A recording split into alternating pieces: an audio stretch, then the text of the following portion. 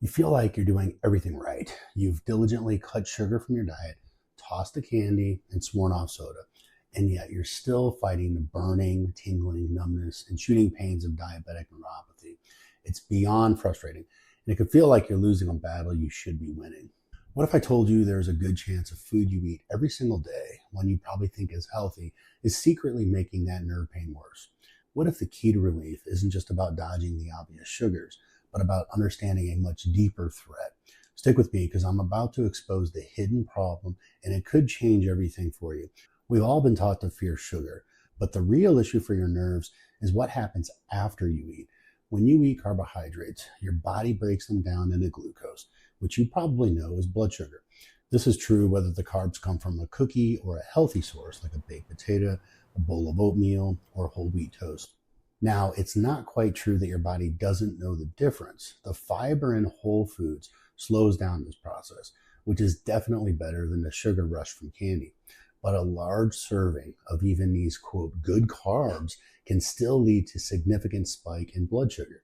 If you have diabetes, persistently high blood sugar is a major factor that damages nerves over time. And it's not the only one. Your risk is also influenced by how long you've had diabetes, high blood pressure, cholesterol levels, and smoking.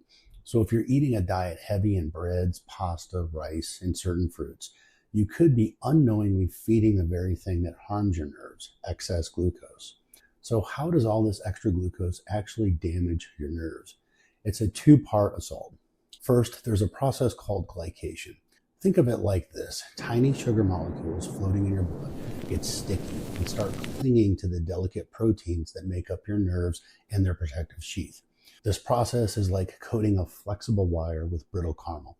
Over time, this makes the nerves stiff and damaged, so they can't send signals the right way. That's where the numbness and misfired pain signals often come from. Second, this glycation process kicks off oxidative stress. This creates a storm of destructive molecules called free radicals. You can imagine it kind of like a metabolic rust forming all along your nerve pathways. This constant state of inflammation and stress further breaks down the nerves, getting in the way of healing and speeding up the damage. If excess glucose is the fuel for the fire, one powerful strategy is to limit the fuel source. This means reducing your total intake of all carbohydrates, which is the idea behind a low-carb or ketogenic diet. By giving your body less glucose to deal with, you can lower the raw material for both glycation and oxidative stress. When you do this, something really interesting happens. Your body can switch from burning sugar for energy to burning fat. When it burns fat, it creates an alternative fuel called ketones. And the emerging science on ketones is pretty exciting. Animal studies, mostly in mice, suggest that ketones might not just stop the damage, but could also have direct neuroprotective and regenerative effects. Some of these animal studies have shown that a ketogenic diet can reduce pain symptoms and even encourage the regeneration of nerve fibers. However, it's really important to know that strong evidence in humans is still limited and more research is needed. If you're finding this information valuable and you want to learn more about taking control of your health, make sure to subscribe and turn on notifications so you don't miss what's next. Now, before you run off and clear off your pantry, this is easily the most important part of the video. Making a big dietary change like this can be powerful, but it must be done safely, especially when you have diabetes. Here are the 3 non-negotiable rules. 1, you absolutely must talk to your doctor. When you dramatically cut carbs, your need for insulin or other diabetes medications can drop, sometimes very quickly. Without adjusting your medication under medical supervision, you run the risk of dangerous hypoglycemia or low blood sugar. This is not optional. 2, go slow. A very rapid and drastic drop in your long-term blood sugar can paradoxically trigger a painful condition called treatment-induced neuropathy of diabetes. It's an iatrogenic complication, meaning it's caused by the treatment itself, and it can be intensely painful. A slower, more gradual reduction in carbohydrates is a safer and more comfortable approach. 3, know your medications. If you take a popular class of diabetic drugs, SGLT2 inhibitors, these are medications like Jardiance.